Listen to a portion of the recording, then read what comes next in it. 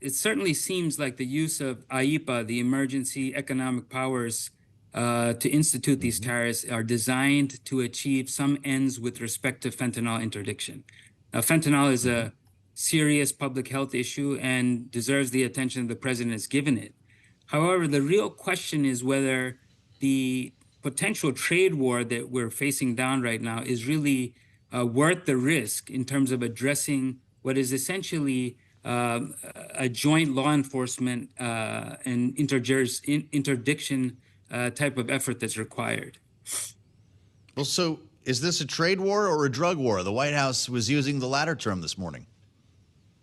Well, I would say that we looks like we're on the precipice of a trade war, unless we're at T-1 or less, because Hmm. these tariffs go into effect at 12:01 a.m. on February 4th.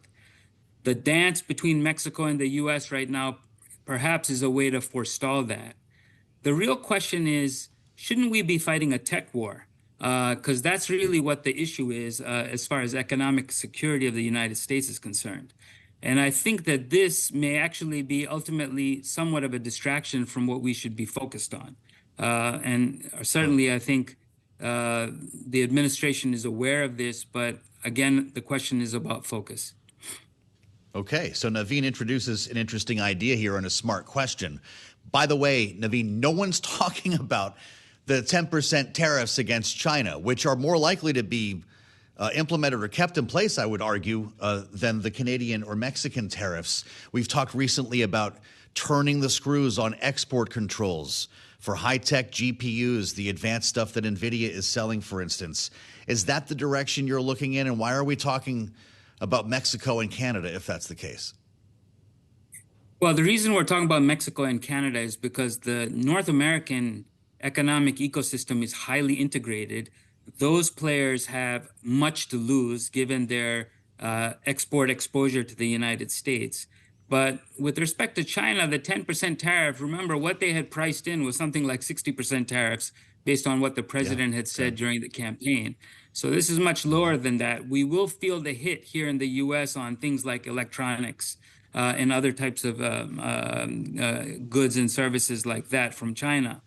But I think the bigger question which you pose, which is an important one, is we should be thinking of the economic relationship with China, covering a number of economic security tools, trade, export controls, investment screening, and Hmm. other types of measures that are intended to actually strengthen the US's hand with respect to the technology competition that is now accelerating across a number of technologies.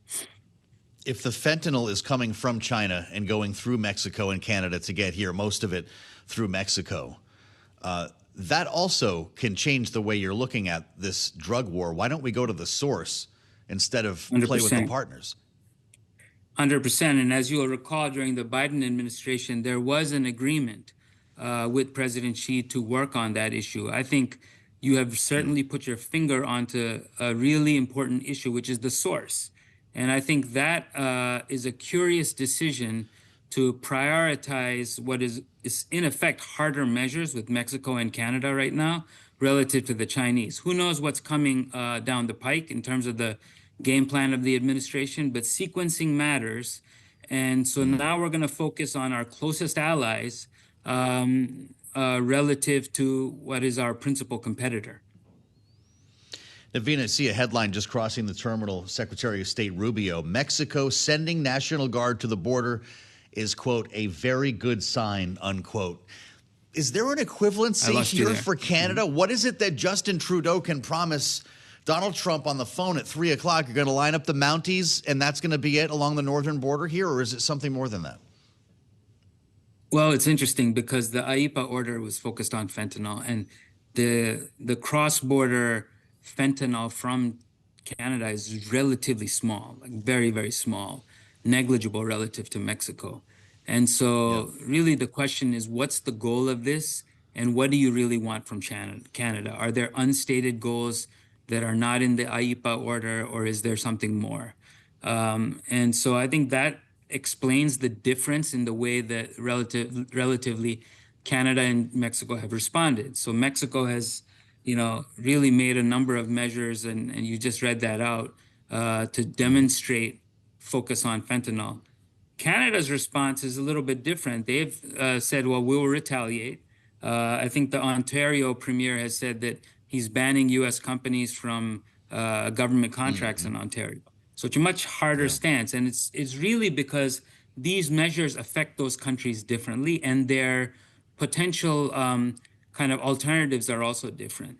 Remember, our relationship with Canada is also important with respect to the competition with China, both in terms of critical minerals that we need for advanced technologies, Canada's role on implementation of export controls, and also the fact that Canada is going to take over the G7 presidency, and we need partnership with them to again win the bigger Boy. war, if you will, the tech war.